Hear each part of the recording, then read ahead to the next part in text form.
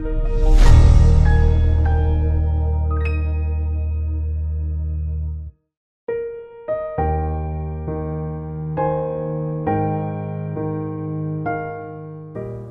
saudara-saudara sahabat rohani yang dikasihi Tuhan. Sebelum kita memasuki renungan ini, marilah kita berdoa. Kasih karunia dan damai sejahtera dari Allah Bapa Tuhan kita dan dari Yesus Kristus menyertai kamu. Amin. Firman Tuhan renungan bagi kita pada saat ini diambil dari kitab Yohanes pasal 1 ayat 3 sampai ayat 4. Demikian firman Tuhan. Segala sesuatu dijadikan oleh Dia, dan tanpa Dia tidak ada suatu pun yang telah terjadi dari segala yang telah dijadikan. Dalam Dia ada hidup, dan hidup itu adalah terang manusia. Indah sekali firman ini, saudara-saudaraku yang dikasihi Tuhan. Kita mengambil tema Kristus adalah terang yang memberi hidup. Sahabat rohani yang dikasihi Tuhan, ada sebuah kisah seorang ibu bercerita seperti yang dikisahkan berikut ini. Pergilah ke arah cahaya. Begitulah saran suaminya. Saat kami kesulitan menemukan jalan keluar dari sebuah rumah sakit besar pada hari Minggu sore baru-baru ini, kami baru saja membesuk seorang teman. Ketika keluar dari lift, kami tidak dapat menemukan siapapun yang dapat mengarahkan kami ke pintu keluar dan juga ke arah sinar matahari di Colorado yang sangat cerah. Saat menyusuri lorong yang ada di rumah sakit, ada cahaya yang remang-remang. Seorang pria menghampiri kami. Melihat kami kebingungan, dia pun berkata, "Lorong-lorong ini tampak sama semua. Namun jalan keluarnya adalah lewat sini." Lalu dia pun membawa kami untuk keluar. Dan berkat arahannya, kami pun menemukan cahaya sinar cerah dari matahari. Fungsi terang dalam hidup kita sangat vital.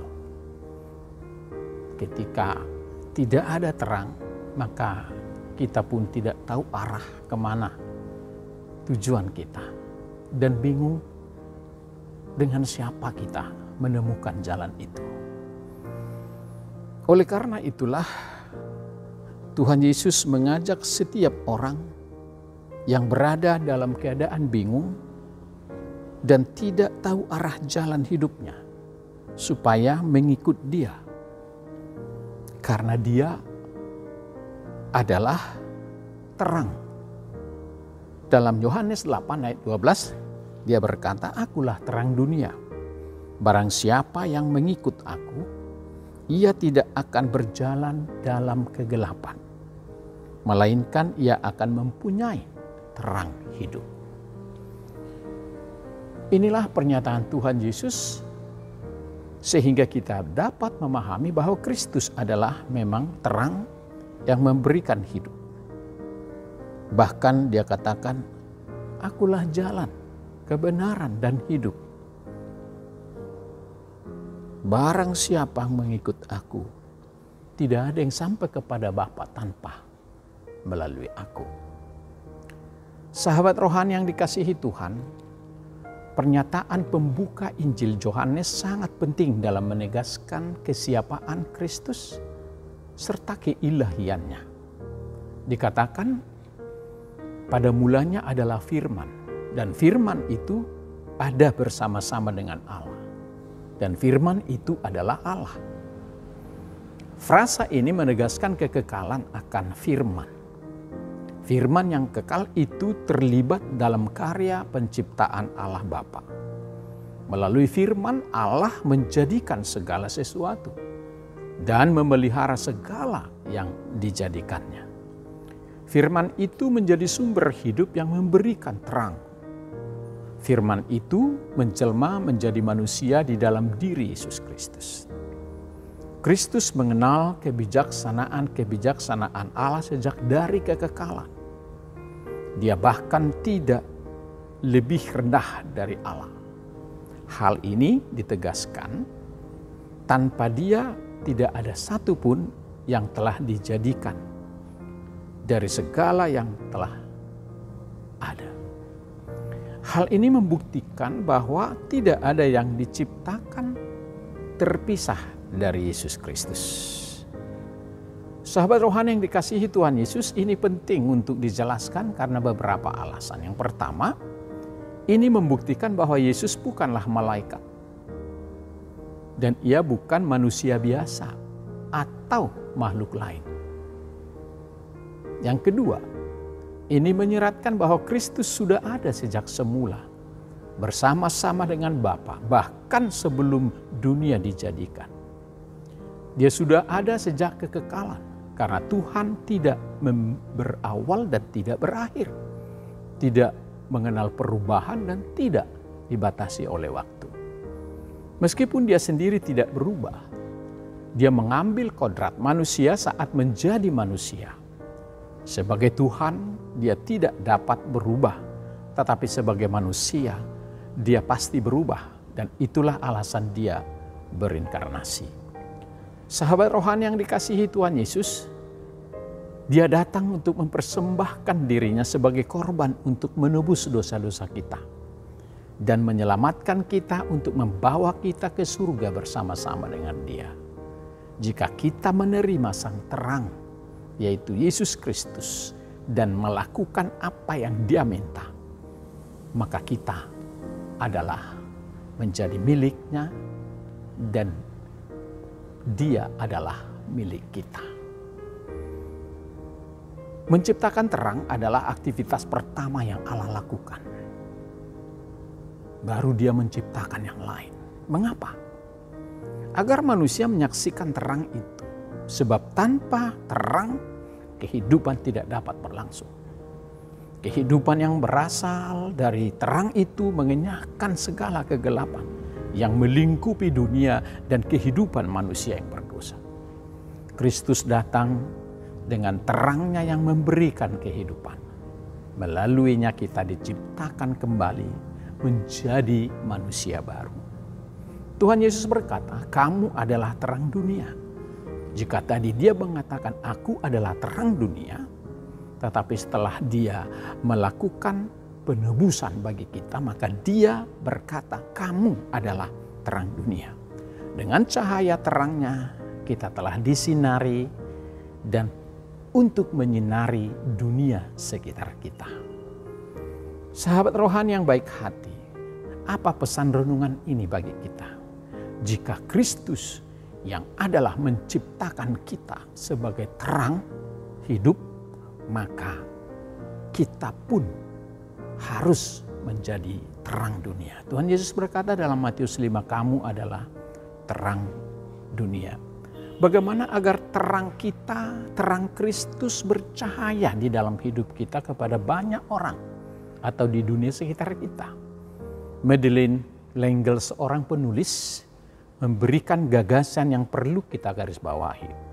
Dikatakan demikian, suatu cara efektif untuk menarik orang datang kepada Kristus bukanlah dengan mencela kepercayaan orang lain atau menuding kesalahan dan menunjukkan bahwa kita lebih benar, lebih baik, lebih unggul, melainkan dengan memancarkan cahaya yang begitu indah sehingga orang dengan segenap hati ingin mengetahui sumber cahaya yang ada pada diri kita. Adakah cahaya yang lebih indah dari cinta kasih dan kepedulian yang tulus kepada sesama manusia? Kita sebagai bagian dari terang Kristus harus memberikan dampak yang positif, dampak yang baik, berbuat yang menyenangkan bagi orang lain di sekitar di mana kita berada. Apakah kita telah menjadi terang yang bersinar melalui kata, perbuatan, dan sikap kita kepada orang-orang, bahkan mereka yang membenci kita? Seperti lilin yang tidak menerangi tempat yang terang, tetapi lilin akan lebih berguna jika ia diletakkan di tempat yang gelap. Karena itu, jadikanlah hidup kita bersinar, memancarkan cinta kasih Kristus dengan sikap kita kepada setiap orang di tengah keluarga, teman, tempat kerja, dan dimanapun kita berada, dan apapun pekerjaan kita. Itu hanya bisa terjadi kalau Roh Kristus, Roh Kudus ada bersama kita. Maka mohonlah kedatangan Roh Kudus untuk menyinari hidupmu, maka kamu akan selalu bersinar. Selamat berjuang, Tuhan Yesus memberkati kita. Amin, kita berdoa. Terima kasih Tuhan atas terang yang telah Kau ciptakan, yang telah Kau karuniakan dalam hidup kami. Oleh terang-Mu kami menjadi beroleh jalan kehidupan.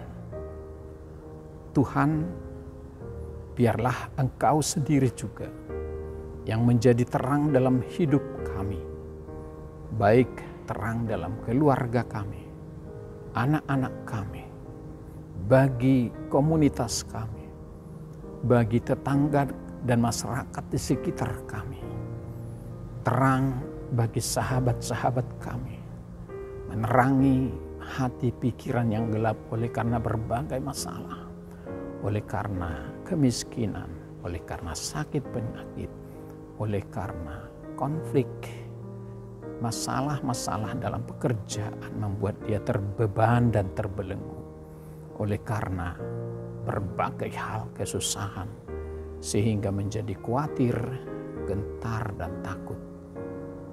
Jadikanlah juga kami menjadi terang di tengah-tengah gerejamu, di tengah jemaatmu HKBP Jatinegara, atau siapapun yang berhubungan dengan kami. Biarlah kami juga terang bagi bangsa kami, agar nama Tuhan semakin dimuliakan. Mampukan kami untuk memancarkan sinar terang bagi orang-orang di sekitar kami, agar semuanya melihat cahaya dalam diri kami adalah cahaya Tuhan. Terima kasih ya Tuhan atas kebaikan-Mu. Terima dan doa kami. Ampuni segala dosa-dosa kami. Dalam nama Tuhan Yesus kami berdoa dan mengucap syukur. Amin.